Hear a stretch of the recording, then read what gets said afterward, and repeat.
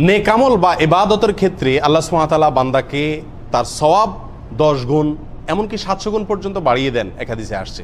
কিন্তু গুনাহের ব্যাপারে আমরা জানি সাধারণত বান্দা একটি অন্যায় করলে তার জন্য একটি অন্যায় লেখা হয়, একটি অন্যায়ের শাস্তি তার প্রাপ্য থাকে, একাধিক থাকে না। সওয়াবের ক্ষেত্রে আল্লাহ তাআলা বাড়িয়ে দেন, এটা বান্দার প্রতি আল্লাহ সুবহানাহু ওয়া তাআলা যে আরহামুর রাহিমিন তার প্রমাণ। কিন্তু গুনাহের ক্ষেত্রে, অপরাধের ক্ষেত্রে এরকম একটা অপরাধ আছে। সে অপরাধ প্রসঙ্গে মুসনাদে আহমদের এক হাদিসে বর্ণিত হয়েছে, মিকদাদ ইবনে আসওয়াদ রাদিয়াল্লাহু আনহু হাদিসটি বর্ণনা করেছেন এবং হাদিসটি বিশুদ্ধ সূত্রে বর্ণিত হয়েছে। রাসূল আকরাম সাল্লাল্লাহু আলাইহি ওয়াসাল্লাম একবার সাহাবা একরামকে জিজ্ঞাসা করলেন যে জেনা করা কারোর প্রতি এটাকে তোমরা কিভাবে দেখো? সাহাবা একরাম বললেন, ইয়া রাসূলুল্লাহ, এটা তো হারাম, আল্লাহ তাআলা হারাম করেছেন, বড় অপরাধ সমূহের মধ্যে থেকে একটা, অনেক বড় অন্যায়। নবী আলাইহিস সালাম বলেছেন, প্রতিবেশীর যে কোনো এক মহিলার সাথে জেনা করা অন্য 10 জন মহিলার সাথে জেনা করার চাইতেও বেশি জঘন্য। এবং তিনি আরো বলেছেন, প্রতিবেশীর কোনো কিছু চুরি করা এটা অন্য 10টা চুরি, অন্য 10টা ঘর চুরি করলে, ঘরে চুরি করলে যে অপরাধ হতো তার চাইতে বেশি অপরাধের।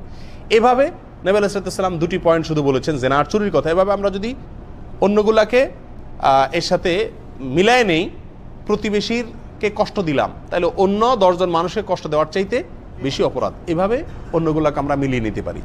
খোলাসা কথা হলো, প্রতিবেশীর সাথে কোনো প্রকার অসদাচরণ করা, তার কোনো প্রকার হক নষ্ট করা, এটা ওই অপরাধটি অন্য কোনো জায়গায় 10 বার করলে যেরকম গুনাহ হইতো তার চাইতেও বেশি গুনাহের, বেশি ভয়াবহ এবং জঘন্য। অথচ বেশিরভাগ লোকেরাই আমরা প্রতিবেশীদেরকে নানাভাবে হয় কষ্ট দিয়ে থাকি, অথবা সম্পর্ক নাই, অথবা কথাবার্তা নাই, অথবা ঠেলাঠেলি হয়। এক কথা, প্রতিবেশীর হক আমরা নষ্ট করে থাকি। প্রিয় বন্ধুগণ, এই জন্য এই গুনাহের ব্যাপারে আমাদের খুব বেশি সচেতন থাকা উচিত, খুব বেশি সাবধান থাকা উচিত যে আমার দ্বারায় প্রতিবেশী বা আমার আশেপাশে যারা থাকেন, প্রতিবেশী বলতে আমার স্থায়ী প্রতিবেশী হওয়া কোনো জরুরি না। আমি এক জায়গায় ভাড়া আছি, আমার পাশের ভাড়াটিয়া, পাশের ফ্ল্যাট আলা, সে আমার প্রতিবেশী। আমি একটা বিল্ডিংয়ে আছি, পাশের বিল্ডিং আলা আমার প্রতিবেশী।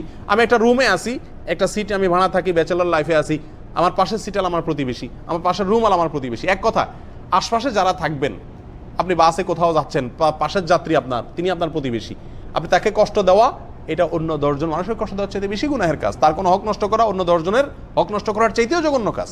বিধায় প্রতিবেশীর হকের বিষয়ে কত বেশি সাবধান আমাদের হওয়া উচিত, এই হাদিস থেকে আমরা বুঝতে পারি। আর এই গুনাহটার সাজা আল্লাহ সুবহানাহু ওয়া তাআলার কাছে 10 গুণেরও বেশি। আল্লাহ তাআলা আমাদের সবাইকে প্রতিবেশীর হকের উপরে বেশি বেশি সাবধান হওয়ার তৌফিক দান করুন। জাযাকুমুল্লাহ ওয়া আখিরু দাওয়ানা আলহামদুলিল্লাহি রাব্বিল আলামিন।